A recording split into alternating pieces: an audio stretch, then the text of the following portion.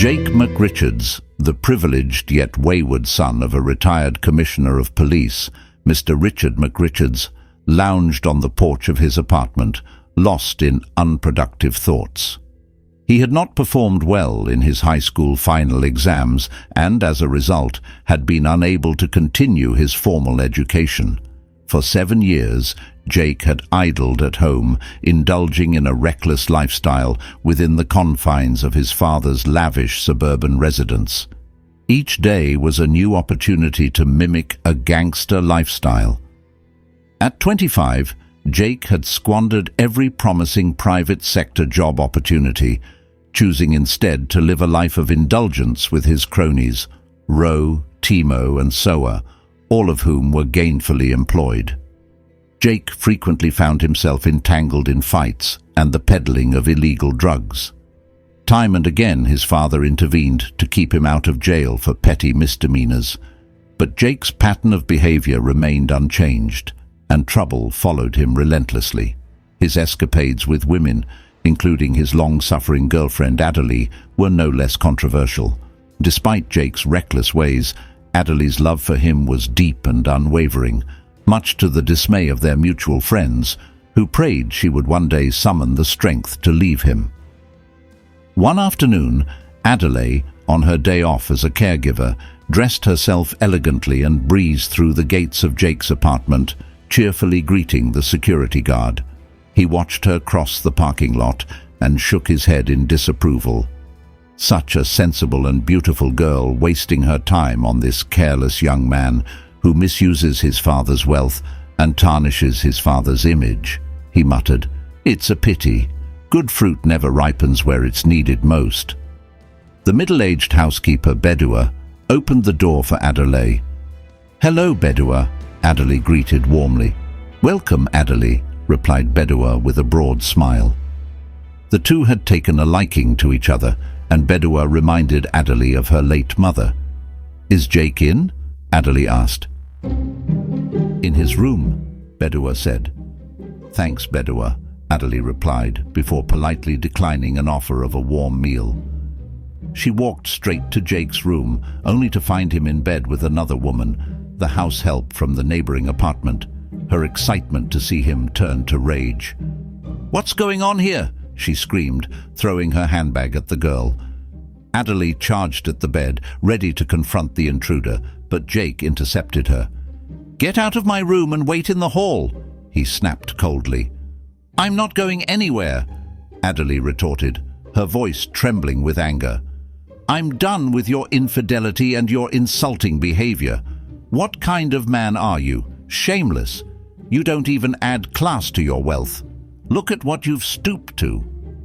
She's a girl just like you, Jake said with a smirk. Oh, then take every girl you see, since we're all the same, but I won't be part of this filthy game anymore. Stop screaming and get out, Jake said, pushing her toward the door. Enough of your ranting. Visitors wait in the hall.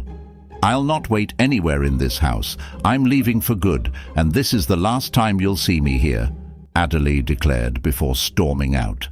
Heartbroken, she vowed to end their 3-year affair, much to the silent approval of Bedua. Jake's father had developed an interest in farming and was doing rather well rearing animals. He had Jimmo, his personal assistant, living with him on the farm. They had a woman who came in twice a week to clean and cook for them. It was paradise living on the farmland. But for his son Jake, McRichards needed nothing in this world to stress him up. Despite his frustration, McRichards still cared deeply for his son. This was his only son, and they had had a great father-son relationship ever since he was born. McRichards' biggest mistake was when he left Jake in the care of his younger brother Jeremy, while he traveled to the UK to visit his wife and daughters after he retired from active service. He came back to find a strange, disheveled, miserable young man with smoke-filled nostrils who responded to his son's name. Furious, McRichards severed ties with Jeremy. One evening, after sipping on his last cup of warm beverage, he received a call from the police. Jake had once again been involved in a fight and had been arrested. "Sergeant," he said, his voice trembling, "treat him like any other criminal. I don't care if the whole world knows I've thrown my son under the bus. Go ahead and do as you do to all offenders." His hand shook when he replaced the receiver. Without a glance at Jimmo, he bade him good night. "Good night, sir." Jimmo watched the slightly hunched figure of a man who had commanded so much respect, a man who had driven the whole police force in discipline, integrity and loyalty to the nation, flawed by one young man, his own son. At the police headquarters, representatives gathered for their monthly meeting to address rising criminal activities.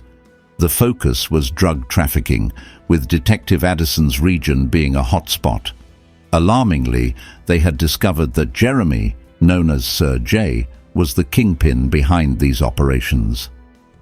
"Why hesitate to arrest Sir J?" protested Sergeant Adika. "Our former boss is no longer in the service, and he'd likely want his brother brought to justice." Detective Addison added, "We cannot allow drug dealers to destroy our nation. We must act swiftly and decisively." Strategic plans were drawn to crack down on the criminal network. Though retired, McRichards was informed of the meeting's outcome. He knew his brother was involved in drugs, but had never confronted him. He prayed Jeremy would not be anywhere near the targets of the police raid. He just wished he would be safe. The next morning, McRichards decided to visit Jake. Arriving at his residence, he saw one of his cars with a cracked windshield. That was one of his cars his son came to drive off with the excuse that they were going to a friend's wedding, and he needed something presentable to use for the groomsmen. It's been 3 months since he came for it. Bedua opened the door just before McRichards could ring the bell. "Hello, sir," she beamed, her face lighting up at the sight of him. McRichards chuckled heartily. "Bedua, you're my cousin. Stop calling me sir." "I've gotten used to it. Besides, I love the sound of it." McRichards smirked, stepping inside. "I hope all's well here." "We're fine, dear cousin. Nothing of great concern ever happens here." "Bedua, don't shield your notorious nephew. Is he in?" "There he is," Bedua said with a pointed finger. McRichards followed her gaze to find Jake sprawled across a settee, his head buried in headphones. "Young man," McRichards barked, his voice slicing through the air. Jake didn't flinch. "Hi, Dad," he said nonchalantly, his tone carrying a hint of mockery. "When will you get your act together?" "I got a call from the police station. You beat up a girl." Jake peeled off his headphones and sat up lazily. "That was last week, Dad, and now you're here asking irrelevant questions." Bedua flinched at Jake's tone and quickly retreated into the kitchen. "What an insolent boy," she thought, shaking her head. "If he were my child, I would have whipped the foolishness out of him." She quietly shut the door, leaving father and son to their brewing storm.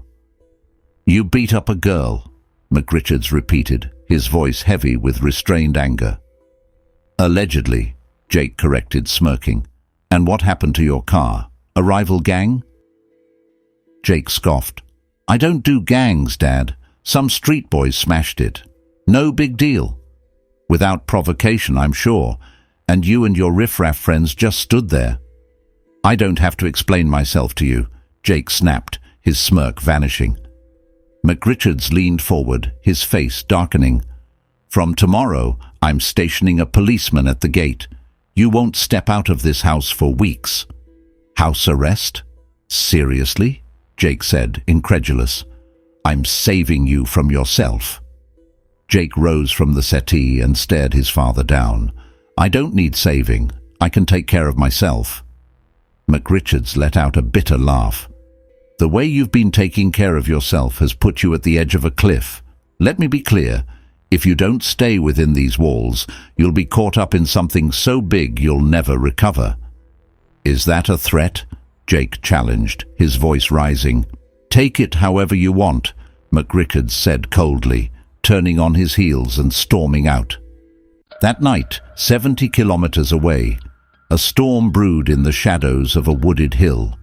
A group of men raced through the darkness, each carrying a sack on their back. Their breath came in quick, panicked bursts as they dodged branches and roots, trying to outrun the police closing in on them. The dealers veered off the main path into a hidden grove. To the untrained eye, it was just a cluster of trees. But there, camouflaged by foliage, was a concealed door.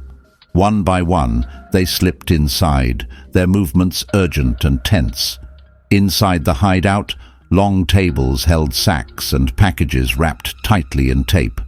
They worked quickly, stacking the contraband onto shelves and covering them with vines. Suddenly, a lookout's sharp whistle pierced the night. Movement on the hill. The men scattered like startled deer. Some bolted for waiting vehicles, others melted into the trees. The unlucky few who hesitated were quickly apprehended as the police closed in with torches and tear gas. The hideout, now exposed, was photographed and set ablaze. Jeremy, miles away in the safety of his plush city residence, watched the news of the raid on a muted television, sipping whiskey. He leaned back and laughed, a deep, guttural laugh that echoed through the room. "Catch me if you can," he sneered, raising his glass in a mock toast to the authorities. Around him, his cronies erupted into laughter, clinking glasses. But Jeremy's expression turned cold in an instant. "We have a mole," he said, his voice like ice. "Pass the word around, lie low. If anyone's caught, they're on their own, no second chances." As his men nodded nervously, Jeremy walked briskly out of the room, his mind churning. This is too close. Reaching for his phone, he dialed his brother. "McRichards will know about this raid," he muttered to himself. "He always knows." But before the call could connect, Jeremy froze. A faint rustle came from the window behind him. He turned slowly, his hand instinctively reaching for the drawer beside him. The room was silent, too silent. Then came the shattering of glass.